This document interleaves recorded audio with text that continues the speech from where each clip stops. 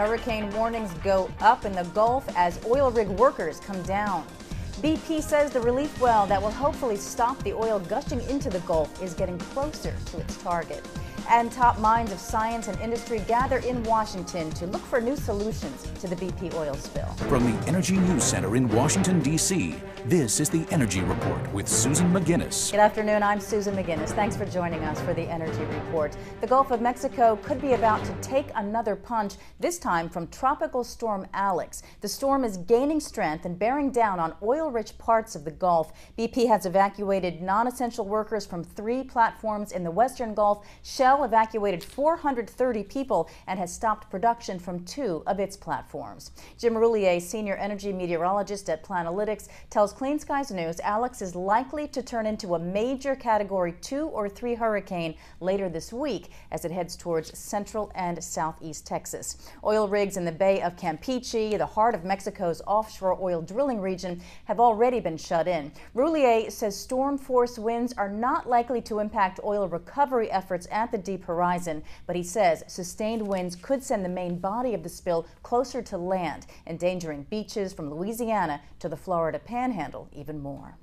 BP says the rig drilling the relief well, the best hope of stopping the gusher, has made it to within 20 feet horizontally of the blown out well. BP's Senior Vice President Kent Wells says the rig, now about 17,000 feet deep, will drill another 900 feet. Then crews cut in sideways and start pumping in heavy mud to try to stop the flow. Wells says BP is moving extremely cautiously. The relief well is on target to be finished by early August. A second well is being drilled as a backup. Researchers predict the Gulf of Mexico dead zone will be unusually large this year, but it is unknown how the oil spill will impact it. Government-funded scientists expect an underwater area with little or no oxygen, measuring 6,500 to 7,800 square miles, about the size of New Jersey. Over the past 5 years, it's averaged 6,000 square miles. The dead zone is created by farm waste and fertilizer that flows into the Gulf from the Mississippi River. Those nutrients stimulate excessive growth of algae that's broken down by oxygen-sucking bacteria. University of Michigan ecologist Donald Scavia says the BP spill could make the dead zone larger because microbes gobble oxygen while consuming oil. Still, the researchers say the effect could be offset if the oil limits the algae growth. Well, some of the top minds in science and industry are in D.C. today weighing in on the Gulf spill. The TEDx Oil Spill Conference includes activists, academics, and energy workers. They gave a live audience and more than 1,000 web viewers details about the extent and effects of the spill and some insight on what it will mean in the future. One featured speaker, Sylvia Earle, an oceanographer, explorer, and head of the Mission Blue Foundation. She's worked with oil companies on deep water drilling safety, but says other areas of research and technology have a lot of catching up to do. I have such admiration for the engineering skills that make it possible to find and explore and extract from these impossibly remote areas. And the rigs themselves are like the space station. People don't appreciate how much skill and talent and engineering is involved with making this happen. But little attention has been given to what do you do in the case of a catastrophe. TED is a small nonprofit organization seeking to bring together experts and innovators for conferences in areas including technology, entertainment, and design.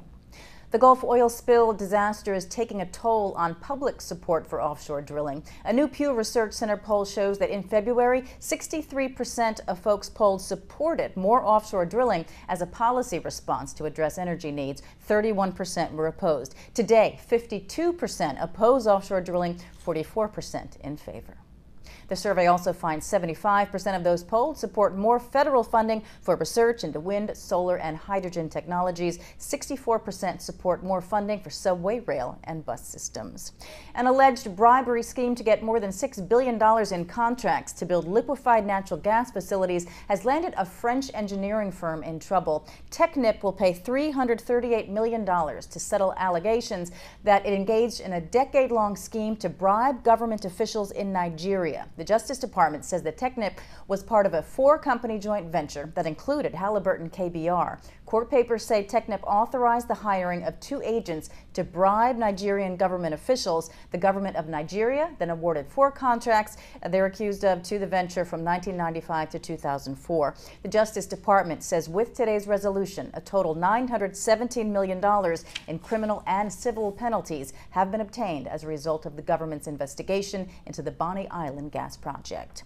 Officials in Georgia say they want more information about costs and other things before getting involved in offshore wind projects. The U.S. Department of the Interior announced early this month it reached an agreement with 10 East Coast governors to work together to develop windmills in the Atlantic. South Carolina and Florida did not formally join that consortium, but Interior says it was working with those states to promote offshore wind.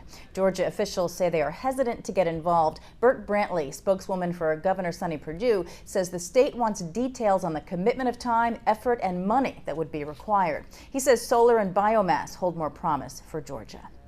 A solar-powered car from the University of Michigan crossed the finish line first at this year's American Solar Challenge race. 17 cars raced to the finish line in suburban Chicago on Saturday in the 20th anniversary of this renewable energy race. Teams traveled 1,200 miles from Oklahoma to Naperville, Illinois.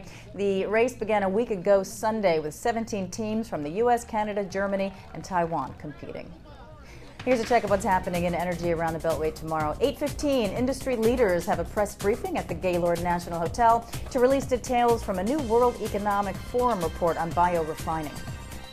That's the Energy Report. We'll see you again tomorrow with your latest energy news. For any suggestions or comments about our programming here on Clean Skies News, you can email us at contact@cleanskies.com. You can also follow us on Twitter and Facebook. From all of us here in the Energy News Center, have a good day.